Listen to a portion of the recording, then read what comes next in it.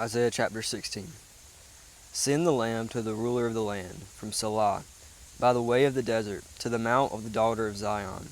Like fleeing birds, like a scattered nest, so are the daughters of Moab, at the fords of the Arnon. Give counsel, grant justice, make your shade like night. At the height of noon, shelter the outcasts. Do not reveal the fugitive. Let the outcasts of Moab sojourn among you. Be a shelter to them. From the destroyer, when the oppressor is no more, and destruction has ceased, and he who tramples underfoot has vanished from the land.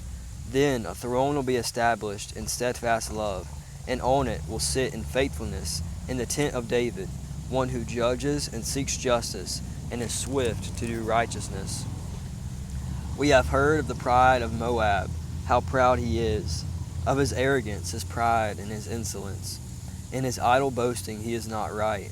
Therefore let Moab wail for Moab. Let everyone wail. Mourn, utterly stricken, for the raisin cakes of Kir Hareseth. For the fields of Heshbon languish, and the vine of Sibmah, the lords of the nations. I have struck down its branches, which reached to Jazer, and strayed to the desert. Its shoots spread about, and passed over the sea. Therefore I weep with the weeping of Jazer, for the vine of Sibmah.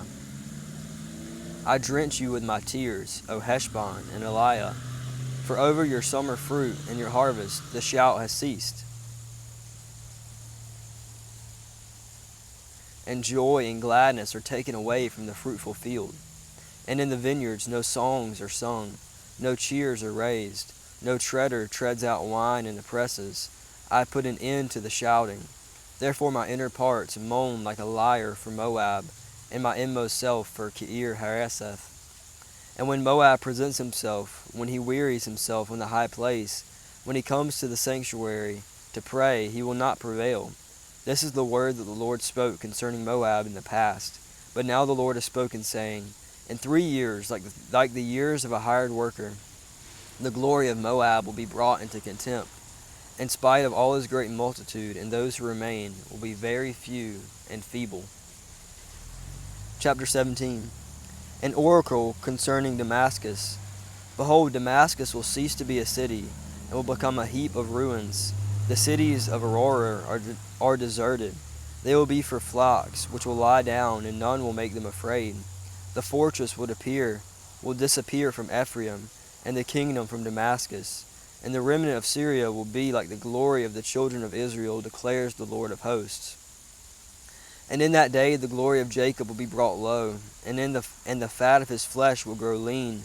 And it shall be as when the reaper gathers standing grain, and his arms harvest the ears, and as when one gleans the ears of grain in the valley of Rephaim. Gleanings will be left in it, as when an olive tree is beaten. 2 or 3 berries in the top of the highest bough, 4 or 5 on the branches of a fruit tree, declares the Lord God of Israel. In that day man will look to his Maker, and his eyes will look to the Holy One of Israel.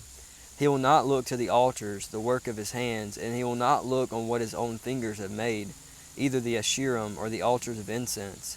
And that in that day their strong cities will be like the deserted places of the wooded heights, and the hilltops which they deserted because of the children of Israel, and there will be desolation. For you have forgotten the God of your salvation, and have not remembered the rock of your refuge. Therefore, though you plant pleasant plants, and sow the vine branch of a stranger, though you make them grow on the day that you plant them, and make them blossom in the morning that you sow, yet the harvest will flee away, in a day of grief and incurable pain. Ah, the thunder of many peoples! They thunder like the thundering of the sea.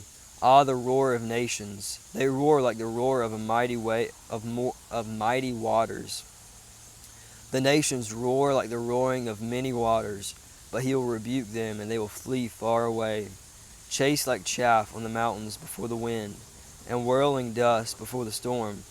At evening time, behold, terror. Before morning they are no more. This is the portion of those who loot us, and the lot of those who plunder us. Chapter 18.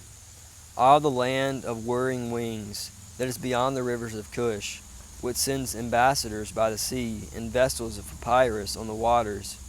Go, you swift messengers, Go, you swift messengers, to a nation tall and smooth, to a people feared near and far, a nation mighty and conquering, whose land the rivers divide. All you inhabitants of the world, you who dwell on the earth, when a signal is raised on the mountains, look. When a trumpet is blown, hear. For thus the Lord said to me, I will quietly look for my dwelling, like clear heat in sunshine, like a cloud of dew in the heat of harvest. For before the harvest, when the blossom is over, and the flower becomes a ripening grape, he cuts off the shoots with pruning hooks, and the spreading branches he lops off and clears away. They shall all of them be left to the birds of prey of the mountains, and to the beasts of the earth. And the birds of prey will summer on them, and all the beasts of the earth will winter on them.